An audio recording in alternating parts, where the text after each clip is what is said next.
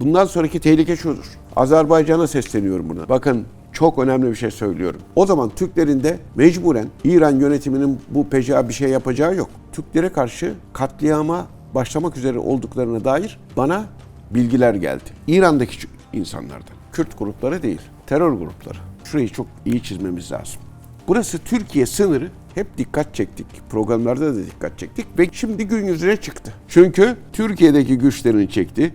Buradaki güce hiçbir baskı kalmadı. GZT Haber Merkezi'nden herkese merhabalar. Topkapı Üniversitesi öğretim üyesi Amiral Cihat Yaycı ile haritanın başında birlikteyiz. Amiralim hoş geldiniz. Hoş bulduk. Yine aslında bu savaş gündemini takip ederken birçok farklı konu da gündemimize geliyor. Haritada da bunu masaya yatırma fırsatımız oluyor. Son güncel konu aslında CIA'nin biraz İran üzerindeki etkisi ve planları üzerine kurulu. Bölgedeki Kürt gruplarıyla görüşmeleri, planlamaları ve ortaya çıkan aslında bundan sonraki aşamada ne yapacağı yönünde birçok iddia var. Biz yayınlarımızda aslında bunları dile getiriyorduk ama bugün güncel konulardan nasıl yorumlamayarak başlayabiliriz? Evet, şimdi bir kere bir terimi düzeltmek lazım. CIA ve Amerika'nın görüştükleri Kürt grupları değil, terör grupları. PKK, PJAK, YPG, PÇTK, SDG bunlar terörist gruplar. O nedenle bunları o Kürt grubu kapsamına almamak lazım. Bunlar Siyonistlerin aparatı olan terör örgütleri ve bunların içerisinde Kürt kökenli olmayan birçok terörist var. Ermenisi var, Norveç'ten gelmiş olanı var, İsveç'ten gelmiş olanı var, bilmem Afganistan'dan gelmiş olanı var. Şunlar var, bunlar var. Ama bu terör örgütü Amerika ve İsrail'in piyonudur. Peki bu savaş gündeminde PJAK nasıl bir şekilde konumlandırılıyor? Şimdi bunu daha önceden de söylemiştik. İran'da aslında yani bu Huzistan Arap kökenlerin olduğu yer. Bu bölgeler tamamen neredeyse Türk bölgeleri. Çok az Kürt, yani sayısı hakikaten çok az Kürt var. Farsiler, Beluciler ve işte yine burada Farsilerin karışımı olanlar, Belucilerin karışımı olanlar var. Horasan'da Türkler var. Tebriz'de Türkler var. Tahran'da Türkler var. Şu bölge Batı Azerbaycan bölgesi görüyorsunuz bak. Batı Azerbaycan. Şurayı çok iyi çizmemiz lazım. Burası Türkiye sınırı. Batı Azerbaycan Türkleriyle dolu. Türkiye de burada. Görüyor musunuz? Şimdi dolayısıyla aslında düşünüyorsun ki bakın bizim Van, Ağrı onların her taraf Batı Azerbaycan. Bir de Türklerin nüfusu İran nüfusunun en az %42'si Türk. Sayıları da 35 ila 40 milyon civarında. Şimdi Türkleri bir kitle olarak göstermeme eğilimi var. Mesela diyor ki Azeriler, Türkmenler, Horasanlılar, Kaçarlar falan. Bunlar hepsi Türk aslında.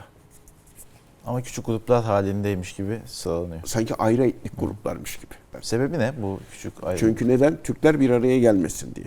Özellikle bunu CIA ve Siyonistler yapıyor. Şimdi bu bölgede epeydir hep dikkat çektik. Programlarda da dikkat çektik ve şimdi gün yüzüne çıktı. Çünkü biz analiz ederek konuşuyoruz. Haberleri alıyoruz, araştırmalar alıyoruz, bilgiler geliyor onunla. Bu bölgeye İran yönetiminin de desteğiyle İran yönetiminin içerisinde kimler var demiştik aslında? İsrail ajanları cirit atıyor. İsrail adına iş yapan üst düzey yöneticiler var. Ahmeti Necat'ın bir önceki Cumhurbaşkanı'nın helikopteri düşürülüp öldürülen değil de ondan sonraki hayatını yitiren değil de ondan önceki Ahmeti Necat ne diyor? Biz Mossad'la mücadele birimi kurduk istihbarat servisinde. Başındaki adam Mossad ajanı çıktı diyor. Şimdi İran'ın içerisinde gerçekten ABD ve İsrail yanlısı kişiler var.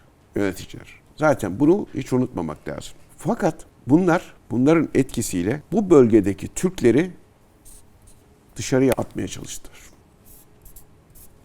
Buraya kimleri getirdiler biliyor musunuz? PJAK.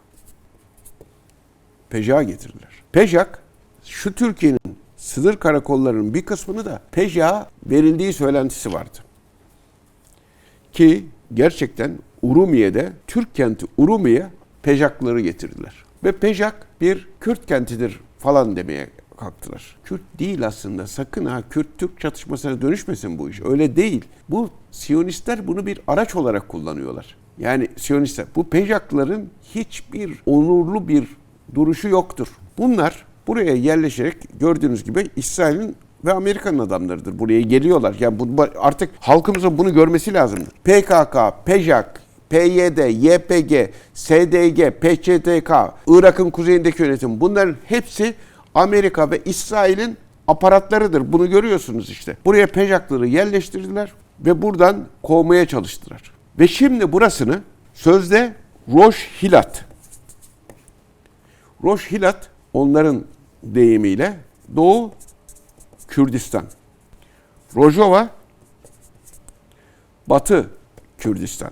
Roş Hilat Doğu Kürdistan. Burayı Batı Azerbaycan'ı Doğu Kürdistan olarak ilan etmeye kalktılar. Ve geçtiğimiz birkaç gündür de çok ciddi harita yayınlamaya başladılar. Şimdi geldiğimiz noktada CIA açıkça Amerika Birleşik Devletleri açıklama yaptı. Biz bu bölgede Kürt grupları diyor, bunları da terör örgütü demiyor, örgüt demiyor. PJAP'de tepki çeker diye Kürt grubu diyor.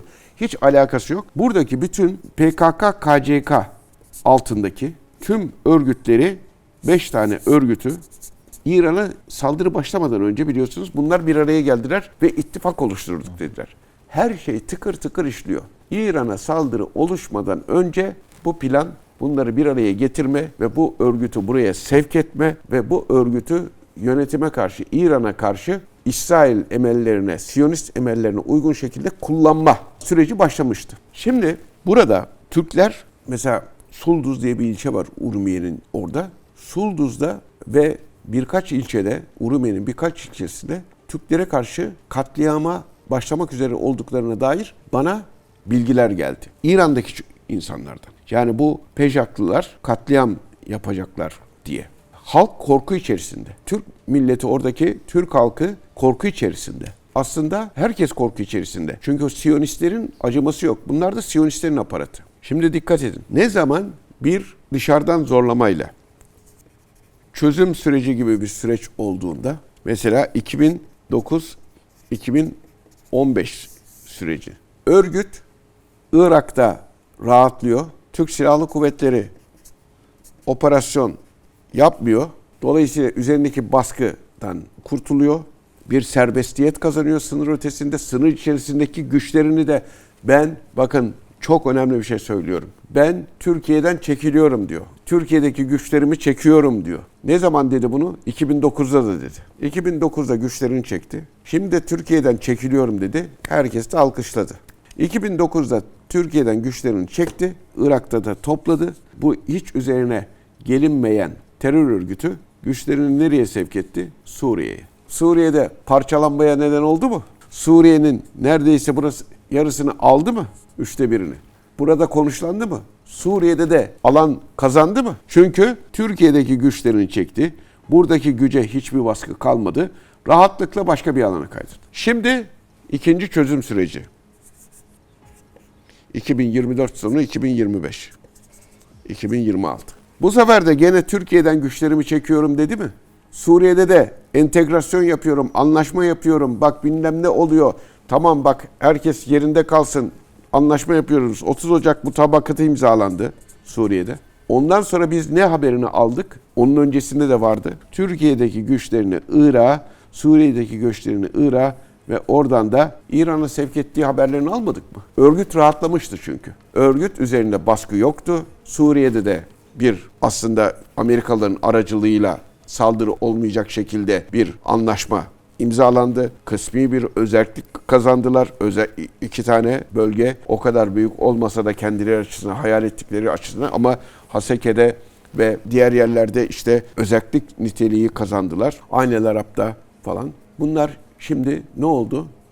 Buradaki güçlerini de Irak'tan da İran'a çektiler. Bak şimdi buradaki kilit sözleri hatırlayalım. Nasıl İran'a müdahale için değirmenlerine su taşındığını hatırlayalım. Pejak'ın İran'da faaliyet göstermesi ve İran'da alan kazanması için. Efendim, örgüt Türkiye'den çekilsin. Çekildim. Nereye gidiyor? İran'a. Efendim Suriye'de Suriyeli olmayan örgüt üyeleri, bu da bir başarıymış gibi anlatılır. Suriye'de Suriyeli olmayan örgüt üyeleri Suriye'den çıksın. Ya adamı resmen sen önünü açıyorsun. İran'a göndermek için de bir güzel mazeret buluyorsun. Aslında Siyonizm, Amerikan politikası için çok güzel mazeretler. Türkiye'den çıktı, Suriye'den çıktı. Bunlar nereye gidiyorlar? İran'a gittiler. Şimdi İran'da toplandılar bunlar. Şu an İran'da nasıl bir etki alanı var diyebiliriz PEJAK için? Şimdi bu İran'da, özellikle İran'ın kuzey batısında, yani Batı Azerbaycan, Türk bölgelerinde çok ciddi şekilde silahlı güç. Bizim Türklerin öyle bir silahlı gücü yok. Bunlar silahlı güç. Yani gerçekten silahlı güç. Burada da İran devletinin kontrolü yok. Peki bunun etkisi ne? Bunun etkisi ne biliyor musunuz? İran'da, şurası İran ya, şurası da Azerbaycan. Türkiye, Azerbaycan hattını Azerbaycan'la Güney Azerbaycan Türkler arasında, Türkiye ile İran'daki Türkler arasındaki bağı kopartacak şekilde sınırları, Azerbaycan'ı da araya tampon İran'da, Türkiye ile de tampon. Bundan sonraki tehlike şudur. Azerbaycan'a sesleniyorum buradan, Azerbaycanlı kardeşlerime. Terör size gelecek. İran'a yerleşen PEJAK yarın bir gün Azerbaycan'ın içerisinde Irak'ta yaptığı gibi, Türkiye'de yaptığı gibi, Suriye'de yaptığı gibi, İran'da yaptığı gibi size doğru geliyor. Çünkü sizde petrol var. O petrolü, doğalgazı kesinlikle ve kesinlikle almak isteyeceklerdir. Bu İsrail ve Siyonistlerin Amerika'nın da dostluğu yoktur. Öyle onlara da filan da güvenmeyin. Onlar yarın bir gün sizin topraklarınızda huzursuzluk çıkartacaklardır. O nedenle Azerbaycan'ın da bu PEJAK faaliyetlerine karşı çok uyanık olması lazımdır. Azerbaycan tarafının nasıl bir adımı olabilir bu noktada? Burada neticede bir iç çatışma çıkacak. PEJAK'ların yerleştirildiği bölgede çıkacak. O zaman Türklerin de mecburen İran yönetiminin bu PEJAK'a bir şey yapacağı yok. İran yönetiminin bir şey yapacağı olmadığına göre burada Türklerin organize olması lazımdır. Gerçekten Türklerin bu silahlı terör örgütüne karşı organize olması lazım. Bunlar illegaldir. Onlar silahlıysa onlar da silahlanmalıdır. Ortada İran yönetiminin bu PEJAK'lılara alan açması da söz konusudur. PEJAK buraya gelecek, elinde silahlı olacak, o karşıdaki de silahsız olacak. Irak'ta düşülen durum budur. Suriye'de düşülen durum budur. Türkmenler silahsız, Suriye'de Türkmenler silahsız, Irak'ta Türkmenler silahsızlandırıldı. Şimdi onlar silahlarıyla Türkleri, her tarafı teröristana çevirdiler. Türklerin elindeki toprakları, malları, mülkleri aldılar. Kerkük'ün durumunu görüyorsunuz. Yani Suriye'nin durumunu görüyorsunuz. İran'da Batı Azerbaycan'ın durumu da aynı şekle dönüşüyor. Ya bu model, hep söylüyorum, aynı model uygulanıyor. Daha önce Irak'ta ne olduysa, Suriye'de ne olduysa yarın İran'da da bu olacaktır. Yarın değil, bugün oluyor zaten. Şimdi ben bunu söylediğimde, geçen gün bir televizyon programında söyledim. Dedim ki Trump şeyle görüştü, bu PEJAK'lılarla. Oradan bir gazeteci çıktı. Dedi ki yok PEJAK'lılarla görüşmedi. Yok İsrail öyle yapmadı falan. Ondan sonra ben de dedim ki ya öyle şey olur mu? Bütün Rudav haber ajansında yer alıyor. PEJAK'lılarla Trump bir telefonla görüşüyor. Sonra da hemen birkaç saat sonra da yeni almıştım mesela haberi. Birkaç saat sonra da PEJAK'ı Amerika'nın kullanma kararı aldığını resmi kaynaklar açıkladı. Amerikan resmi kaynaklar açıkladı. İşte bütün mesele aslında Türkiye'de dahil olmak üzere şu bölgede bir, hani halkımızı kandırmaya çalışıyorlar Kürdistan diye. Hayır. Bakın PEJAK'ı kim kullanıyor? PKK'yı kim kullanıyor? SDG'yi kim kullanıyor? Amerika ve İsrail kullanıyor. Bunun adı Siyonistan'dır. Bütün bu mesele, bu yaşanan mesele aslında BOP değil, BİP'tir. Büyük İsrail projesidir. Büyük Orta Doğu projesi değil, Büyük İsrail projesidir. Onun için Türkiye Cumhuriyeti Devleti'nin ve Türk milletinin, Türk milleti çatısı altında, etnik kökeni fark etmeksizin, dini mezhebi rengi fark etmeksizin, Türk milleti çatısı altında tek yumruk olması son derece önemlidir. Biz etnik kökenlerimize bakmayız. Aynı kültürün, aynı ideallerin, aynı ülkelerin peşinde giden biz büyük bir milletiz.